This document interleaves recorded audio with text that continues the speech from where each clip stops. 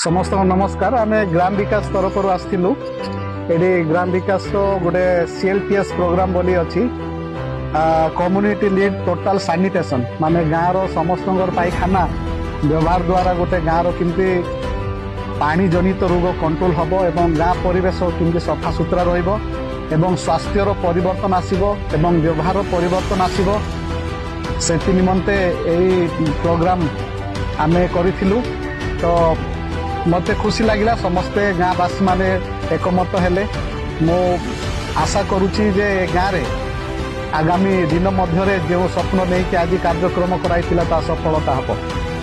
Sir ए ऊपर जो आप नक्शा कर जो आप जो लोक को बहुत सुंदर भाव में बुझेले यार कौन कौन थिला आज्ञा सर या जो आम नक्शा ए माध्यम नेबार मेन तत्व होची प्रकृत लोकंकर मन रे गोटे गाँव स्थितिटा कौन जानापी गाँव नक्शा कराला एवं गाँव चतुर्पार्श्व आम केमती झाड़ा फेरुचु झाड़ा फेरिया द्वारा केमती रोग आक्रांत होउची से बोलिकी लोक मानू सचेतना करने निज भीतर को जागरण सृष्टि करने टॉयलेट तैयार करने व्यवहार करने बोलिकी आम नक्शा माध्यम बुझेलु।